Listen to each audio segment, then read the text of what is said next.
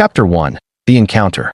It was a quiet evening, the kind that made you feel like the universe had settled into a rare, peaceful moment, as if the stars themselves were holding their breath. The colony on Earth was nestled far from the cities that most humans called home, located in one of the most desolate regions of the planet. A place where the sun barely peeked through the heavy cloud cover, where the wind howled across barren plains, and where survival wasn't a guarantee. But I had come to love this quiet life away from the bustle of civilization, far from the politics and the noise of the world.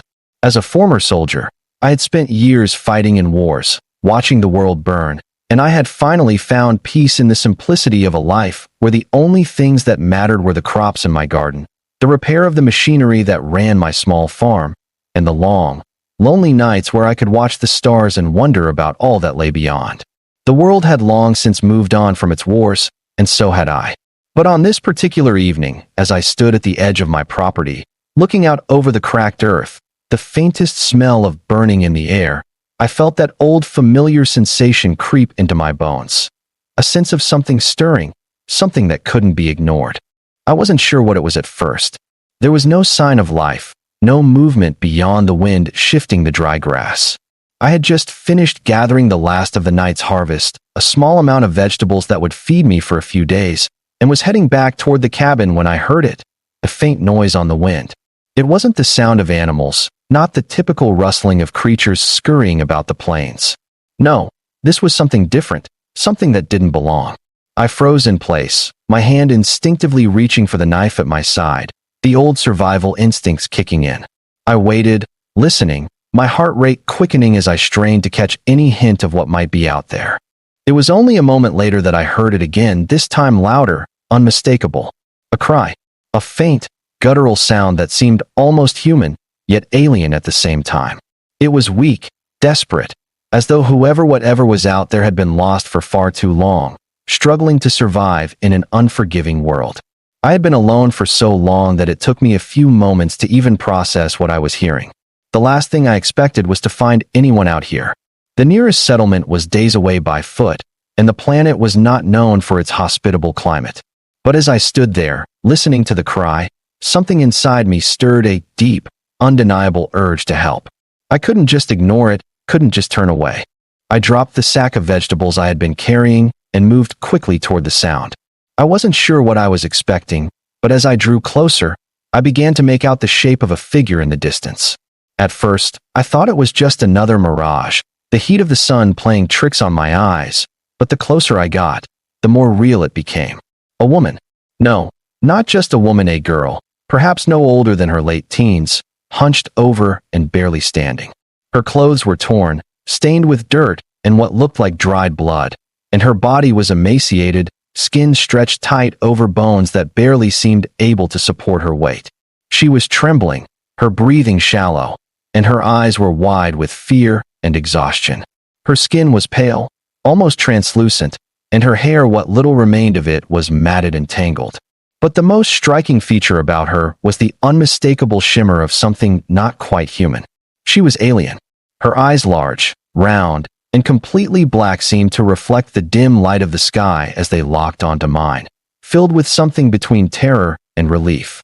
I had seen the signs before. Alien species who were stranded on Earth had sometimes made their way into remote colonies, desperate for help or simply trying to escape the chaos of their own worlds. But I had never seen one like this. She was different. I hesitated for a moment, my mind racing as I took in her condition. She was starving, dehydrated, and alone. The harsh reality of the situation hit me like a wave, and I didn't have to think twice before I moved toward her. I had seen enough in my lifetime to know that when someone or something was in need, you didn't hesitate. I reached out slowly, making sure not to startle her, and gently touched her arm.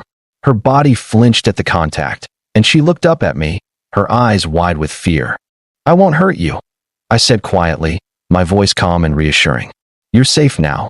It took her a moment to process my words, but then, almost as if on cue, her body gave way, collapsing into my arms. I caught her reflexively, supporting her weight as best I could. She was light, far too light for someone her size, and I could feel the strength draining from her as she went limp against me. The faint smell of burning still lingered in the air, but it was mixed with something else, a scent that didn't belong to anything I had encountered on this planet. A kind of metallic tang, almost like the smell of space itself. I carried her back to the cabin, my steps heavy with the burden of the unknown. I didn't know what she was, where she had come from, or how she had ended up in this condition, but I knew one thing for sure. I couldn't just leave her out there to die. Inside, I laid her down on the small cot I had set up in the corner of the room. The cabin was small, simple, a place where I could get by on my own, but it wasn't the kind of place for someone like her, someone from a world far beyond my own. I could hear her labored breathing as I moved quickly to prepare some water, something to get her strength back. I didn't know how to help her, but I would do everything I could. When I returned to her side, I gently lifted her head, offering her the water, and she drank greedily, spilling some down the side of her face in her desperation. I watched her, my mind still reeling with the sight of her fragile form, her strange eyes that seemed to watch me with an intensity one didn't understand. I had no idea who she was or where she came from, but in that moment, I realized something.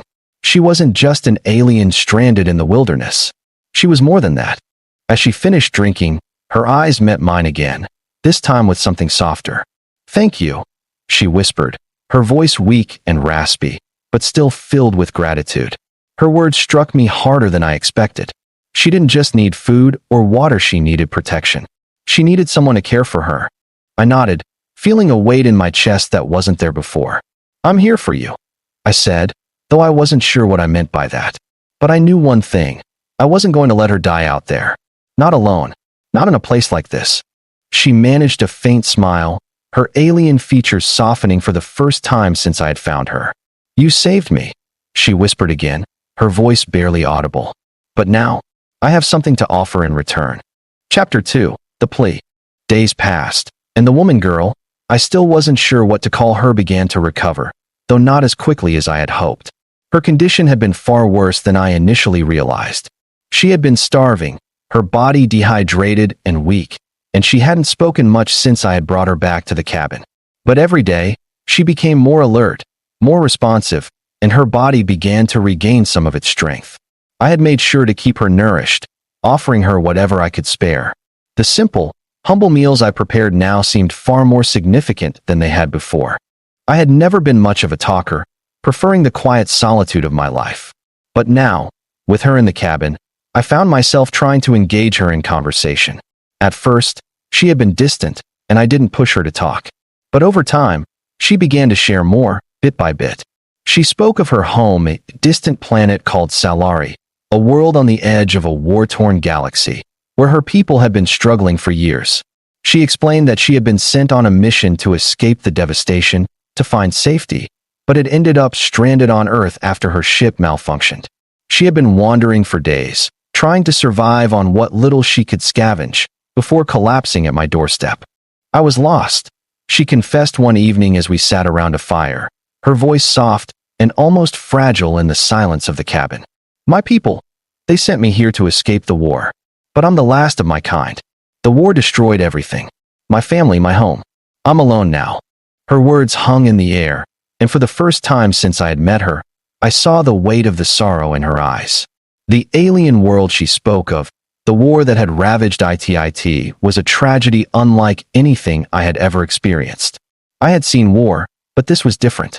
This was something bigger, something far beyond the small skirmishes we fought for control of resources. This was the collapse of an entire species, an entire world. "You're not alone anymore," I said quietly, though even as the words left my mouth, I wasn't sure I believed them. I didn't know what I could do for her, what I could offer, but I knew I would try. I had taken her in, given her shelter, food, and safety. And that, for now, had to be enough. She looked at me, her eyes softening. "You don't understand," she said, shaking her head gently. "You've given me so much already. But there is more. I have something that belongs to you. Something that you've earned." I frowned, confused by her words. "What do you mean?" Her gaze held mine, and I could see the intensity in her expression, the sense of urgency building in her. "I am not just anyone," she said, her voice growing stronger. "My people, we believe in a prophecy, one that was passed down for generations. A prophecy that says the last of us, the last of the Salari, will be saved by a human who will take them in. You've saved my life, but you don't yet understand what that means." Her words sent a chill down my spine. I had thought I was just helping a stranger, someone who had fallen into my life by accident. But now, it seemed like there was something far more significant at play, something much larger than I had ever imagined. "You are the one," she whispered, her voice barely audible, but filled with an intensity that I couldn't ignore. "You are the one who will change the fate of my people. You've already started."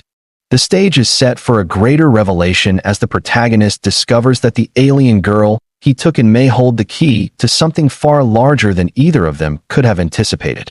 As the stakes rise, both must confront the consequences of their actions, and the story moves toward a larger cosmic conflict that will change everything. The cabin felt unnervingly quiet now that the immediate chaos of the situation had subsided. I sat across from the alien girl, watching her sip carefully from the small bowl of soup I had prepared. It wasn't much, just a few scraps I had found during the day's harvest, but it seemed to be all she needed for now. Her hands trembled slightly as she held the bowl, and I couldn't help but notice how fragile she appeared. She wasn't like the soldiers I'd once fought beside, hardened by war and experience. She was a girl, a creature from another world, lost and alone on a planet that hadn't asked for her. It wasn't just her physical appearance that made her seem fragile, though. There was something in the way she carried herself, as though the weight of her own existence was too much to bear. As she finished eating, her eyes met mine for a moment, and I saw a flash of something hidden beneath the surface of her confusion and exhaustion. It was a mixture of gratitude and fear, and as she glanced away, I couldn't help but wonder what she was running from. Who had done this to her? And more importantly, why had she been abandoned here, alone and starving, when there was so much more she seemed to carry with her? Her gaze drifted down to her hands, and she seemed lost in thought for a moment. When she spoke again, her voice was quieter than before, tinged with an emotion I couldn't quite place. "Thank you," she whispered, her voice hoarse but sincere. "I didn't expect this. Kindness. I didn't think there would be anyone left to help." I blinked, unsure of what to say. "What happened to you? You're from another world, right? Are you a refugee?" She nodded slowly, her fingers running along the rim of the bowl, as if trying to find comfort in the motion. "Yes, I'm from a planet called Salari. My people. We were caught in a war that destroyed everything. My family, my home, all gone. I was sent here as part of an evacuation, but my ship malfunctioned, and I crashed. I've been wandering this planet for days, alone. I didn't know if I could survive another day." Her words hit me like a physical blow. The desperation in her voice, the isolation she had felt, it was palpable. I knew what it was like to be lost, to feel as though there was no way forward. But hearing her say it, hearing the truth of her situation, it was different. There was no easy way to understand what she had been through. No way to explain why a being from another world had ended up here, stranded on Earth with nothing but the remnants of a dying species. She was an outsider, a casualty of a war that had nothing to do with me or the planet I had once fought for. I reached out, my hand hovering just above the table before I placed it gently on the surface, trying to convey what words couldn't. "You're safe now," I said quietly. "I won't let anything happen to you. You can stay here for as long as you need." She looked up at me then, her eyes bright and intense, and I felt something shift between us. It wasn't just gratitude. It was an unspoken bond that had been forged in the chaos of the moment. I had saved her, yes, but she had saved me too. She had brought me face to face with the unknown, with something beyond the life I had so carefully built. And despite the fear that churned in my stomach, I knew I couldn't turn my back on her. "I don't know why you're helping me," she murmured, her voice wavering slightly. "But I don't deserve it. You've already given me your life, and I haven't even told you what I'm carrying." Her words were cryptic, and I could see that she was struggling with something more than just her physical weakness. There was a deeper burden in her eyes, something I couldn't yet understand. But it was clear that she wasn't just running from the war that had destroyed her people. She was carrying something with her, something that she hadn't yet revealed. "What do you mean?" I asked, my voice steady despite the growing sense of unease that was settling in my chest. She met my gaze, her eyes filled with an intensity one hadn't seen before. "You saved my life, human. You didn't just rescue me from starvation or injury. You've given me something far more important, a chance." A chance to do something I thought was lost to me forever. She paused, her fingers trembling against the edge of the bowl. Now, you must take what is rightfully yours. The words didn't make sense, but the weight behind them was undeniable.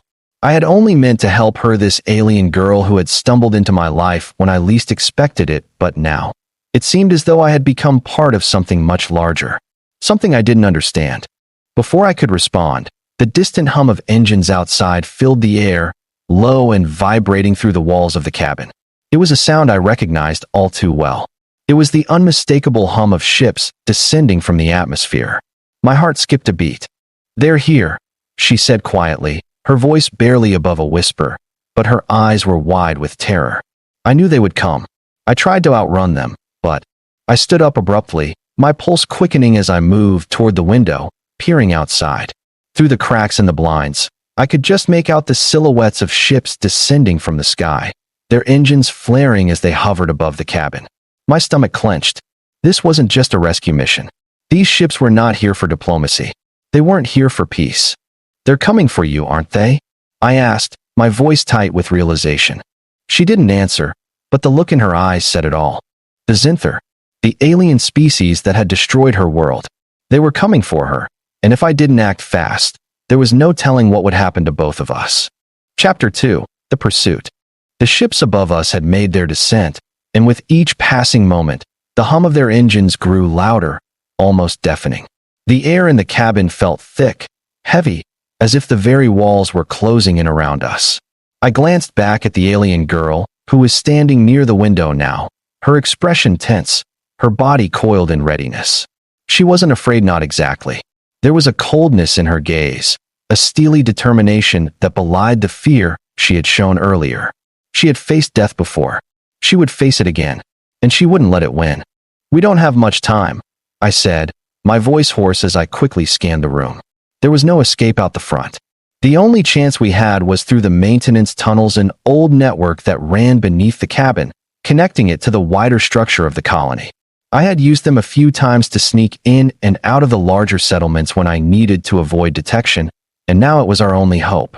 The girl looked at me, her silver eyes narrowing. "You'll need to hurry," she said. "They'll be on us soon. The Zinther won't stop until they find me." I moved toward the back wall, pulling up a loose panel that hid the hatch to the tunnels beneath. "Can you move?" I asked, turning back to her. She nodded, though she was visibly weakened by her ordeal. But there was a fire in her that burned brighter than her exhaustion. She had a will to survive, and I could see that clearly now. "We'll need to move fast," I said, as I gestured for her to follow me. The hatch swung open with a squeak, revealing the dark, narrow passage that stretched beneath the cabin. I stepped down first, reaching back to help her down into the shadows. The tunnels were dank, the air thick with dust and the smell of decay. But they were our best chance of escape. The Zinther were coming, and I knew they would tear through the surface of the planet if they had to. They weren't going to let her slip away again. I glanced back at her as we moved through the tunnels, my mind racing. Who was she really? What had she meant by "what is rightfully yours"? Was she speaking in riddles because of her situation, or was there a deeper meaning behind her words? And why had she been sent to me? Was this all just an accident? Or had I been part of something larger, something I hadn't fully understood until now? But there was no time to think about that. The Zinther were close. Too close. We had to move quickly. And as we navigated through the tunnels, I couldn't shake the feeling that this was only the beginning. There was something more going on here. Something far bigger than I had ever imagined. And no matter how fast we ran, I had a feeling that the Zinther weren't going to be the last of our problems. We had escaped for now, but the real fight was just beginning. The journey continues as the protagonist and the alien girl race through the tunnels, with the Zinther closing in. As they struggle to outrun their pursuers, they begin to realize the depth of the galactic struggle that surrounds them. The next chapters will uncover more of the mystery of the girl's origins, the true nature of what she holds, and the choices they must make to survive. We moved quickly through the narrow maintenance tunnels, our footsteps echoing in the oppressive silence. The damp, stale air was thick, and the scent of decay hung heavily in the space. I barely noticed it anymore, but tonight it seemed to claw at my senses, reminding me that there was nothing clean or safe about this place. The world outside was closing in, and every passing second felt like an eternity. The girl, no, she was ahead of me, her movements swift despite her weakened state, her body moving with an ease that belied the exhaustion I could see in her face. She had been through something more than I could begin to understand. But I could see the strength in her now, in the way she moved. I had no idea what she was, what she carried with her, or why the Zinther had been hunting her, but as we ran through the tunnels, I realized that I was no longer just helping someone. I was part of something far larger than myself. I didn't know if I was ready for it, but I couldn't turn away. Not when she needed me. Not when the galaxy needed me. The lights in the tunnel flickered, casting long, shifting shadows that made everything feel even more claustrophobic. The hum of the Zinther ships above us seemed to vibrate through the stone walls, their engines pulsing with a menacing thrum. They were close. Too close. I could feel it in my bones. Keep moving, I urged, my voice low but firm. We need to get to the outer chambers. They won't find us there. We can hide until the search dies down. She nodded, not speaking, but her pace quickened. Her eyes, once full of fear, were now focused with determination, scanning ahead for any sign of danger. It was as if she had been here before, moving through these tunnels like a ghost.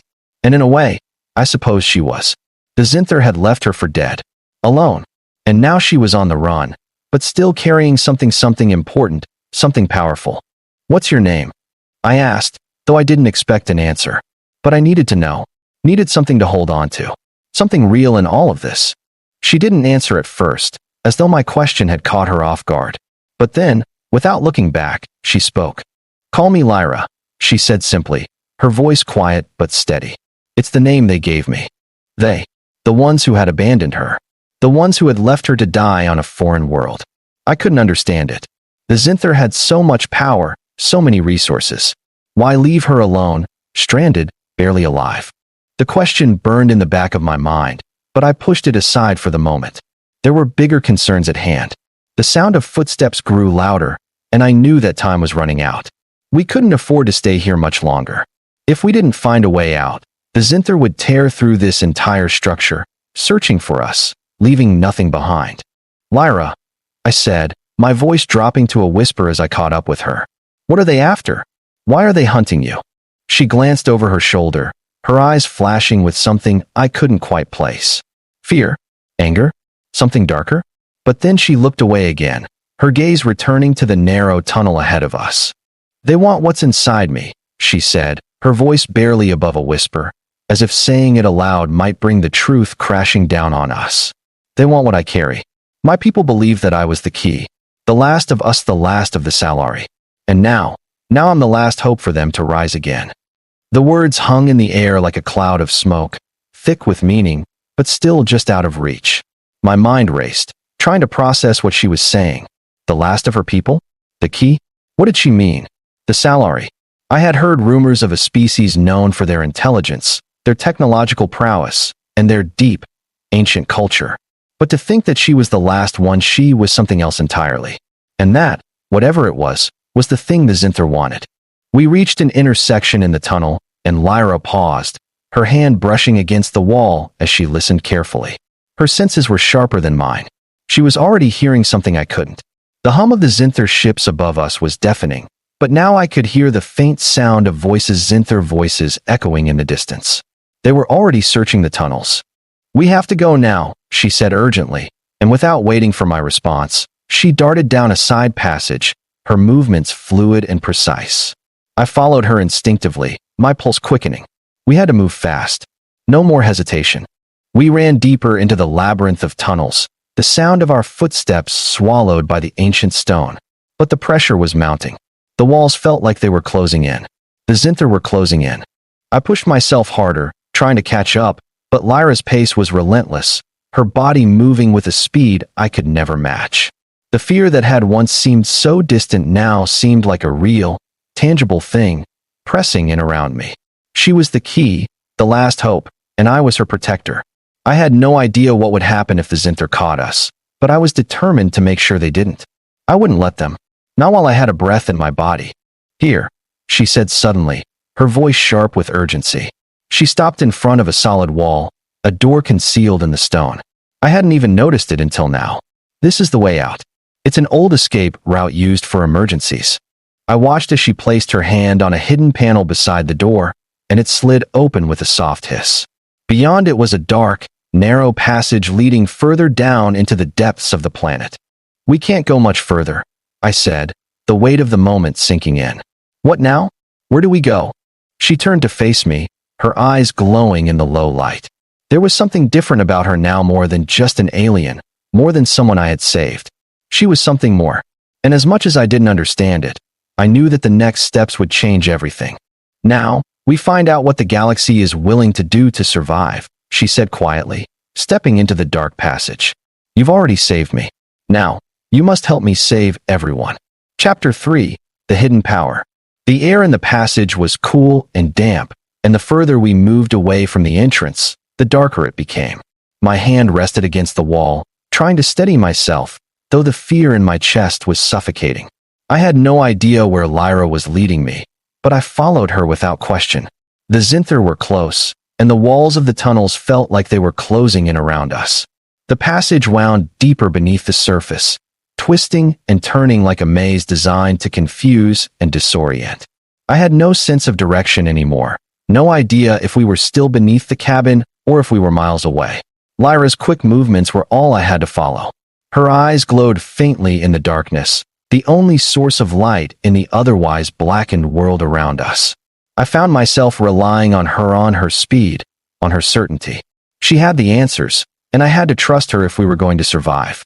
After what felt like an eternity, we came to another door, this one far larger and more complex than the one we had just passed through. The markings on the walls around it were ancient, completely alien. There was no mistaking it. This place was old.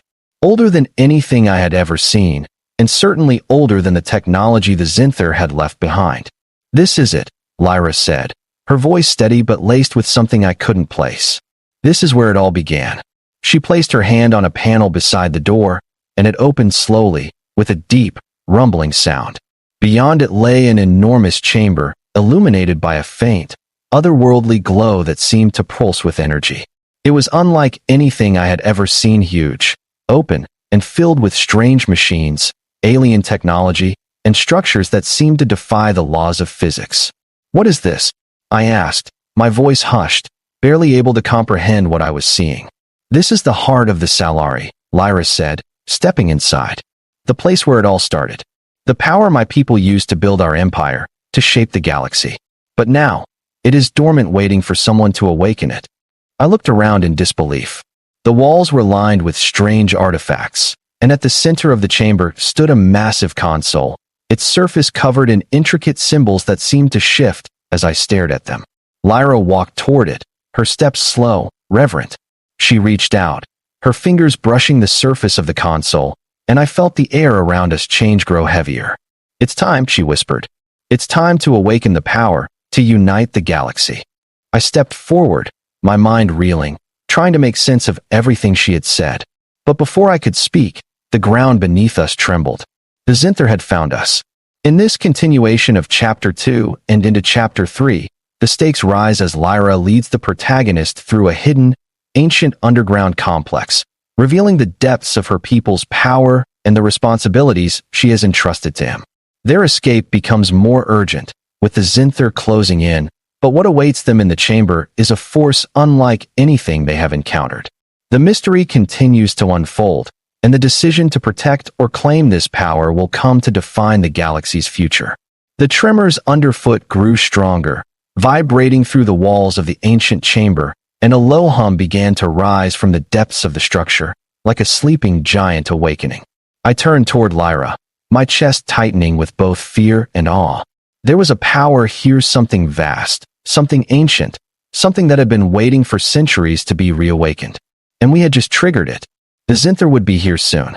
I could feel them closing in, their ship's engines reverberating through the very stones beneath our feet. But it was too late to stop now. Lyra's expression was one of intense concentration, her silver eyes fixed on the glowing console in front of her, her fingers moving along the surface in a delicate pattern. "This is it," she said quietly, almost to herself. "This is where the power can be restored, where my people can rise again, or where they will be completely erased." Her words were like a hammer to my chest. She wasn't just speaking of her survival. She was speaking of the galaxy's future, the future of her species, and perhaps, in some way, the future of every sentient being in the galaxy. This power could heal, it could unite, or it could destroy everything. And I had no idea how to control it. The console before her flickered with strange symbols, the lines of text shifting and changing, and I realized that it was not just a computer, it was alive, a living remnant of an ancient civilization, a network that thrummed with intelligence, its consciousness woven into the very fabric of the galaxy. It was like nothing I had ever seen before. Lyra's people had once used this to shape the stars, to influence the course of entire worlds, and now, I understood she wasn't just carrying a key to their power. She was carrying the potential to remake everything. I stepped forward, my hands trembling as I watched her interact with the ancient technology. "How do you know how to work it?" I asked, my voice barely above a whisper. Her eyes flickered toward me for a moment, and in them, I saw something I had never expected: uncertainty. "It's not just knowledge," she said slowly, as if weighing each word carefully. "It's instinct. It's a part of me, a part of my people. When I was born, I was bound to this power. I didn't choose it, but it chose me." I didn't fully understand what she meant, but I could sense that she wasn't just talking about the technology. She was talking about herself. The burden of being the last of her kind, the weight of the future of her people resting on her shoulders, the responsibility that had been thrust upon her from birth. And now, it had become my responsibility, too. I didn't know why I had been chosen to help her, why I had been brought into this, but I knew I couldn't walk away. Not now. The rumbling above grew louder, the Zinther ships descending into the atmosphere, their presence an undeniable reminder that our time was running out. Lyra's fingers hovered over the console, and I could see the strain in her face as she tried to unlock the final sequence that would activate the power. But it wasn't working. The interface was resisting her, as if the technology itself was testing her resolve. "What's happening?" I asked, moving closer, my heart pounding as the door at the far end of the chamber shuddered under the weight of approaching footsteps. "It's rejecting me," Lyra said, her voice tight with frustration. "It's not just about activating the system. The power. It needs someone who can control it. And I don't know if I'm the one." Her words stung, like a slap to my chest. But I knew there was no time to dwell on doubt. I had come too far, and so had she. There was no turning back now. "You are the one," I said firmly, my voice cutting through the air like a knife. "You've come this far, Lyra.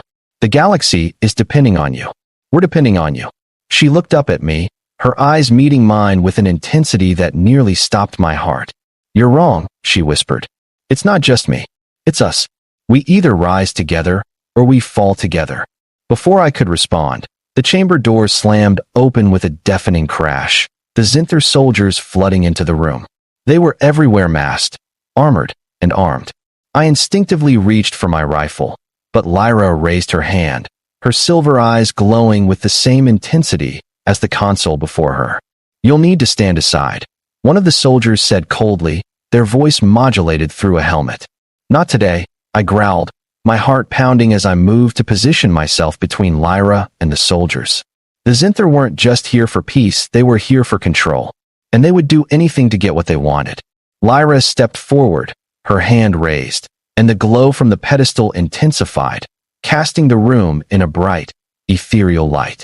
"This is my people's legacy," she said, her voice shaking with raw power, determination, and something else, something ancient and buried deep within her. "And it is no longer yours to take." The air in the room thickened, a tangible weight settling over us as the light from the console flared, becoming blinding. The soldiers faltered for a moment, their eyes widening in confusion and fear. I could feel the energy pulsing in the room, like the heartbeat of an ancient world, and suddenly, the truth of everything Lyra had said became clear. This wasn't just an old relic. It was a force alive, powerful, and uncontrollable. "Step back," Lyra said, her voice steady, stronger than it had ever been. "This is no longer your battle." With a sudden, forceful gesture, she released the energy she had been holding back. The light around us expanded in a pulse that sent the Zinther soldiers stumbling backward, their weapons dropping as the shockwave hit them. The walls of the chamber groaned and shook, and for a moment, everything seemed to stop. The very fabric of the world around us seemed to bend and crack under the weight of the power Lyra had unlocked. She had done it. She had activated the power. I watched in awe as the Zinther soldiers scrambled to regroup, but it was too late. The energy was already beyond their control, too vast and powerful to be contained. Lyra had become the conduit, the key to an ancient force that was reshaping the galaxy. There was no turning back now. The light dimmed, and as it did, the Zinther soldiers were left kneeling, incapacitated by the sheer force of the energy. The room fell into a tense silence. Lyra turned toward me, her eyes filled with an emotion I couldn't name: grief, relief, perhaps even hope. She had done what no one else could. She had awakened the power, and now, the galaxy would change forever. Chapter 4. The Unification. The Zinther forces were on their knees, their weapons rendered useless, their armor flickering in the dimming light. The energy in the room had died down, but the weight of what had just happened hung heavily in the air. I stood there, stunned, still trying to process everything that had just unfolded. Lyra, the girl I had saved, the alien I had taken in, had become the nexus for something beyond anything I had ever imagined. The power she had unlocked had stopped the Zinther in their tracks, leaving them powerless in a way they had never experienced before. Lyra stepped forward, her voice steady despite the strain that lingered in her eyes. This is how it ends. Not with violence, but with unity. This power, my people's power, was never meant to control. It was meant to heal. The Zinther soldiers looked up at her, their faces masked, but I could see the fear in their posture, the uncertainty. The power that had once belonged to their empire, that they had used to dominate, was now in the hands of someone they could not comprehend. They had underestimated Lyra, and now they were paying the price. "You've made your choice," one of the soldiers said, their voice low but filled with an edge of menace. "You may have stopped us here, but the galaxy will never accept this power in the hands of an alien." Lyra's eyes narrowed, but her voice remained calm. "The galaxy doesn't need your approval. It needs balance. It needs unity. And I am the last of my people, the last who can restore what was lost. You are not my enemy. You are just another obstacle to overcome." The soldiers remained silent, but I could see their uncertainty. They had come for Lyra, to control the power she had unlocked. But now, they were faced with something they hadn't prepared for: a new path forward, one where their control had been shattered. Lyra turned to me, her eyes filled with something deeper now. "You've helped me, and for that, I owe you everything. But now, we must move forward. The galaxy cannot heal itself. It needs guidance." I nodded, though I still didn't understand everything. But one thing was clear: this was only the beginning. The galaxy would never be the same, and Lyra, once a desperate, abandoned alien girl, had become the key to its future. "We will rebuild," she said softly, her voice filled with determination. Together, the Zinther had come to claim what they thought was rightfully theirs, but in the end, it was Lyra who had claimed the future. And with that, the war, the chaos, the suffering, it was over. A new era had begun, and it was up to us to shape it. With that, the story ends. Lyra, once an abandoned soul, has now awakened an ancient power that could unite or divide the galaxy. The protagonist, once just a soldier trying to find peace, has found himself at the center of a new chapter for the universe, where unity, healing, and the future are all within their grasp. The choices made here will reshape the galaxy forever, as new leaders and alliances rise from the ashes of the past.